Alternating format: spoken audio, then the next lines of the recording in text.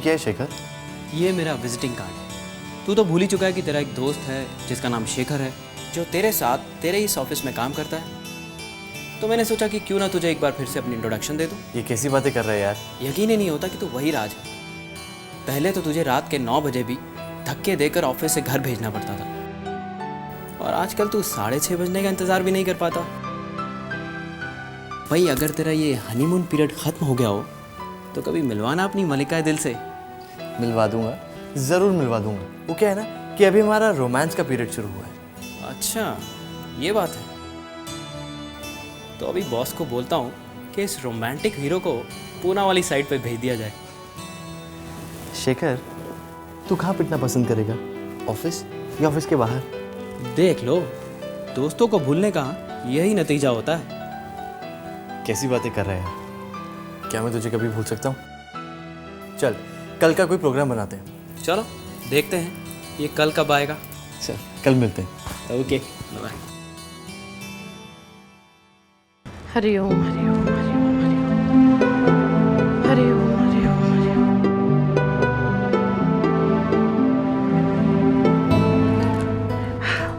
अरे सलोनी बेटा, आज तो तूने बहुत ही देर कर दी। सुबह से भूखी प्यासी गई है, अब लौटी है तू घर। तेरे लिए ठंडा नींबू पानी बनवा देती हूँ। रानी, जल्दी से एक गिलास नींबू पानी बना, और हाँ, शक्कर ज्यादा डालना। तू पढ़ाई में इतनी मेहनत करती है, थोड़ा ध्यान खाने पर भी दे दिया कर। बता क्या खाएगी? माँ, एक्चुअली मुझे बिल्कुल भी भूख नहीं है। चल ठीक है, तू यहाँ ठंडी ठंडी हवा खा और नींबू पानी पी। मैं भी आती हूँ। सलोनी, नींबू पानी। पार्टी कैसी रही आज? नाइस। और तुम्हारा प्रोजेक्ट वो कैसा रहा? हाँ, प्रोजेक्ट अच्छा था। लेकिन सलोनी, तुम तो प्रोजेक्ट फाइल घर पर ही भूल गई थी। हाँ, एक्चुअली उन्होंने मुझे कल प्रोजेक्ट सबमिट करने की परमिशन दे दी है। अच्छा, वैसे हम तुम्हारे पीछे आए थे तुम्हें फाइल देने के लिए, लेकिन जब तक बस स्टॉप पर पहुंचे तुम तो किसी के साथ कार में। हाँ, एक्चुअली मेरी फ्रेंड वहाँ से गुजर रही थी, उसने मुझे देखा तो कार में लिफ्ट दे दी। लेकिन वो तो लड़का था और वही कार चला रहा था। मेरी फ्रेंड का भाई था। मेरी फ्रेंड भी उसी कार में बैठी थी, लेकिन आपको दिखी नहीं होगी। और भाभी, अगर आपकी परमिशन हो तो मैं नींबू पानी पी लूं, या और कोई सवाल भी बाकी है? यूँ ना सलोनी, हम तो यूं ही। सलोनी किसके साथ गई थी? ये बात मुझे सलोनी से पूछनी चाहिए या नहीं? अब मैं ऐसा क्यों सोच रही हूँ? हो सकता है वो सलोनी का कोई कॉलेज का दोस्त हो, पर सलोनी को झूठ बोलने की क्या जरूरत है?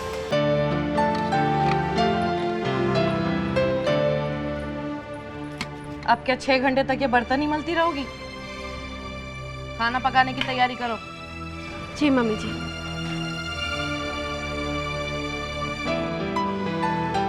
रानी, चाय लाना।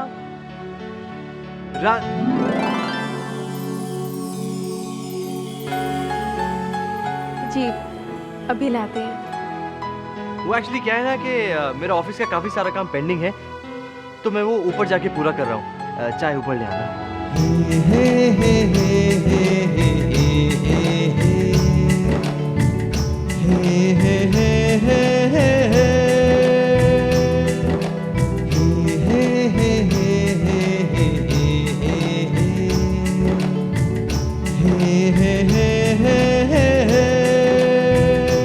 हाय भाभी।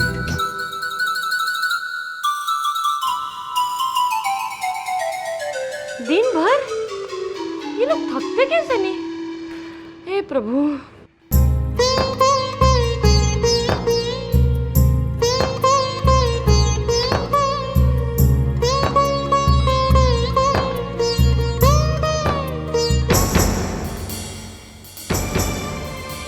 अरे, मैंने तुझसे खाना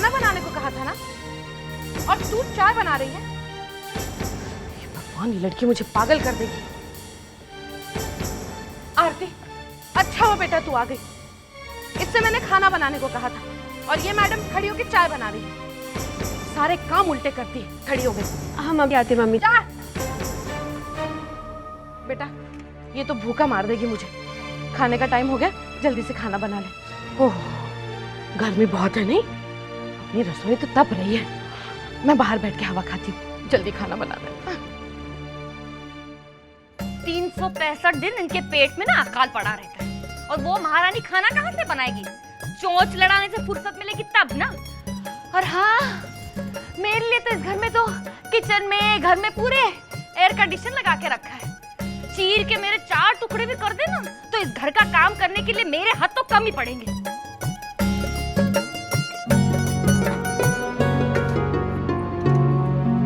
बर्तन भी नहीं धोती है लड़की। चाय।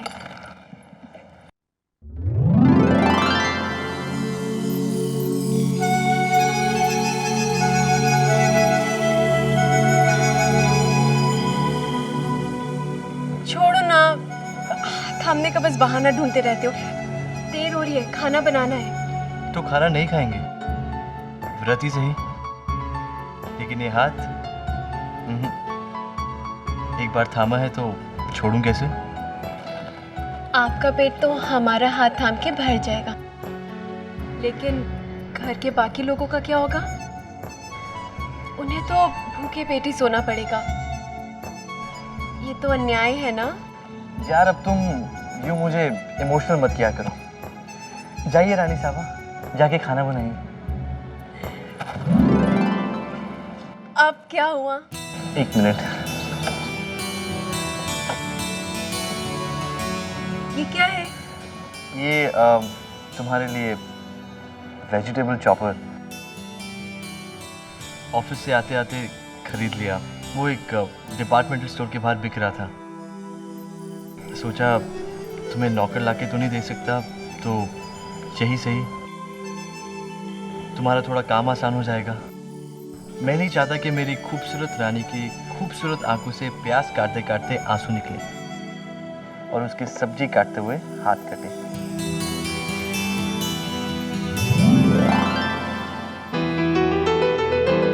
Thank you.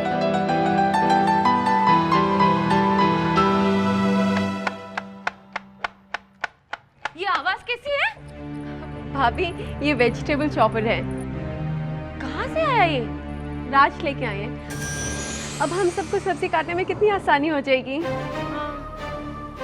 नाजुक लोगों के बारे में फिक्र तो करनी चाहिए ना।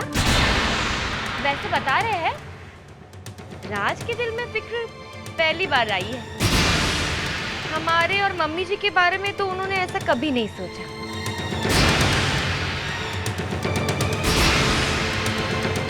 ये क्या हो रहा है? काम छोड़कर दोनों बातें कर रहे हो? हाँ? अब होना क्या है मम्मी जी, राज को अचानक फिक्र होने लगी है। बात क्या है, साफ साफ बता तू। वेजिटेबल चॉपर लाए हैं रानी के लिए। देखा नहीं जा रहा होगा ना कि रानी जी को बेचारी को सब्जी काटनी पड़ रही है। अब बीवी है तो खैर, हमारे हाथ तो पत्थर और लोहे के बने हुए हैं ना। मैं तुझे बताऊं, बात ऐसी नहीं हुई होगी। इसी ने मगरमच्छ के 4 आंसू बहाए होंगे राज के सामने और कहा होगा, जी हमसे सब्जी नहीं कटती जी। बुलाकर दे दिया उसने, चोरों का गुलाम। माँ, रानी ने मुझसे कुछ नहीं कहा। वो रास्ते में कोई बेच रहा था और हाँ हाँ, पहले भी ऑफिस तो उसी रास्ते से जाता था बेटा।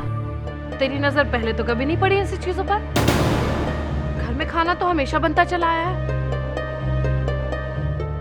और तेरी माँ और तेरी भाभी पहले से ही सब्जियां काटती रही हैं, लेकिन हमारा ख्याल नहीं आया तुझे। बीवी ने 4 दिन क्या सब्जी काट ली, तेरा तो दिल ही फिसल गया। वैसे बता रहे हैं मम्मी जी, तंगी ना इस घर में सिर्फ हमारे लिए होती है। अगर एक पैसा भी खर्च करना हो तो 1000 बार सोचा जाता है। चलो शुक्र है भगवान का, इस घर में सब ऐसा तो नहीं सोचते। आप लोग क्यों छोटी सी बात को लेकर बतंगड़ बना रहे हैं? और वैसे भी मैंने कौन सा लाखों करोड़ों रुपए खर्च कर दिए इस पर? नहीं किया तो जाओ कर लो ना। हाँ? वैसे भी रानी की वजह से मैं यहाँ तक कर्जे में डूब चुका हूँ। लेकिन तुम्हें उससे क्या? उड़ाओ पैसे, फिजूल खर्ची करो, घर लौटा दो रानी के ऊपर तुम। इस घर में किसी को इतनी चिंता है नहीं कि 5 लाख का कर्ज मैं अपने सिर से कैसे उतारूंगा। आप बार बार उन रुपए को लेकर घर में झगड़ा क्यों करते रहते हैं? और मैंने आपसे पहले ही कहा था कि अपनी चादर देके ही अपने पैर पसारिए, लेकिन उस समय मेरी बात किसी के समझ में नहीं आ रही थी। गलती हो गई भाई, मुझे माफ कर दो। मेरा दिमाग खराब हो गया था कि घर में सबके शौक पूरे करने चला था, लेकिन अब तो घर में कभी हलवा बनता है, कभी बीवी के लिए नए नए तोहफे आते हैं। आप कहाँ की बात कहाँ लेके जा रहे हैं? और जिस बात को लेके आप घर पे आए दिन बकेड़ा खड़ा करते रहते हैं, उसमें रानी का कोई दोष नहीं है। दोष तो मेरा ही है। मुझे शौक चढ़ा था अपने राज के लिए महलों वाली रानी को इस घर में लाने का। आपको जो बात कहनी है आप मुझसे कहिए, रानी के बारे में कुछ मत कहिए आप। राज, मामा बोलने दीजिए उसे। देख भाई, मुझ में इतनी हिम्मत कहाँ कि मैं रानी के बारे में कुछ बोलूं। हाँ, वो तो तेरी जिंदगी में सबसे इंपॉर्टेंट है, उसी को खुश रख। हमारा क्या, हम ये हमारे। आप बात को हद से ज्यादा आगे बढ़ा रहे हैं। और तुम्हारे ऊंचे बोलने से बात आगे नहीं बढ़ती। Surekha,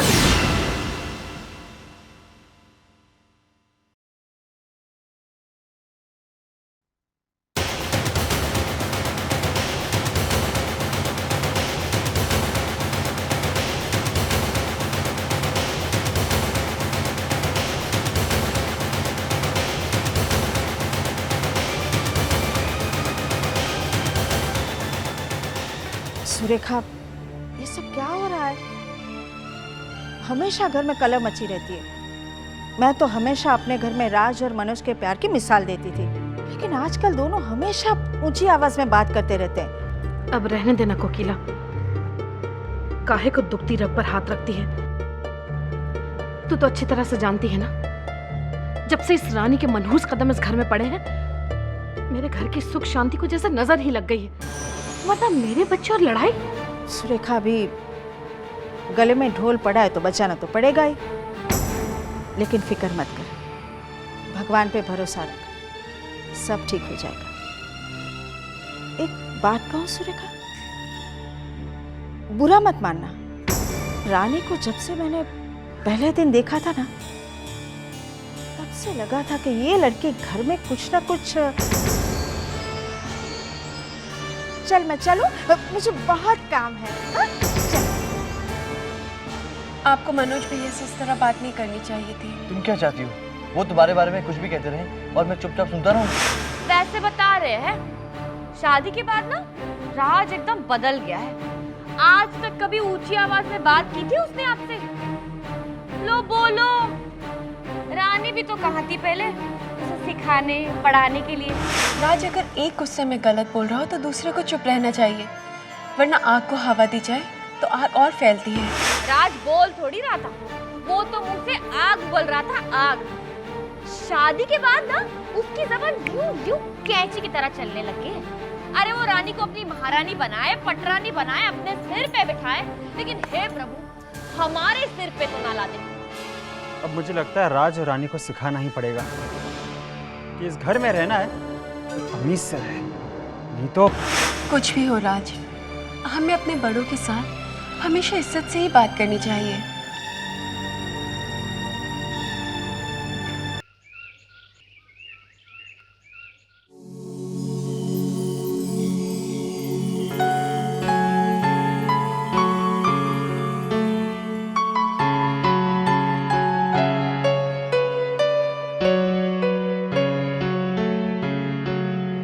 good morning. आज हमारी शादी को 1 महीना हो गया है।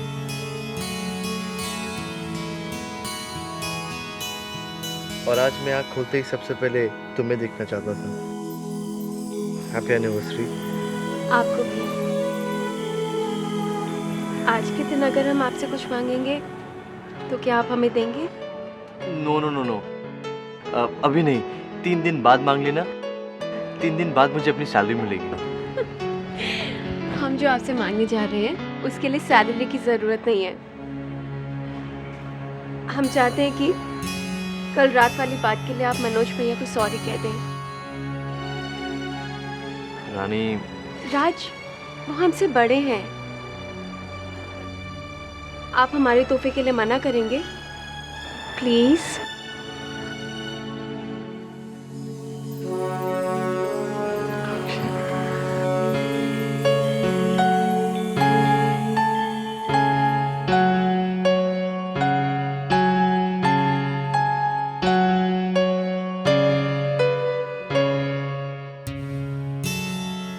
भैया कल रात की बात के लिए आई एम सॉरी। किस किस बात के लिए सॉरी कहोगे राज? और बात सिर्फ कल रात की नहीं है। भैया पर क्या? अब इस घर में एक अलग ही हवा चलने लगी। बहुत कुछ बदल रहा है जो गलत है।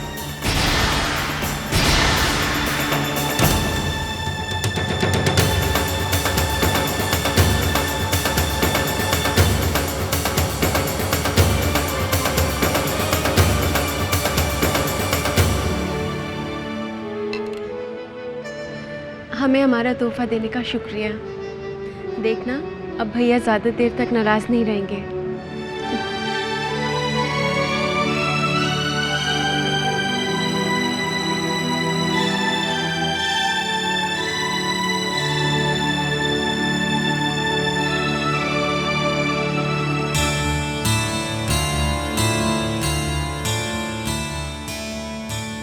अरे तुम्हें ऑफिस के लिए देर नहीं हो रही क्या?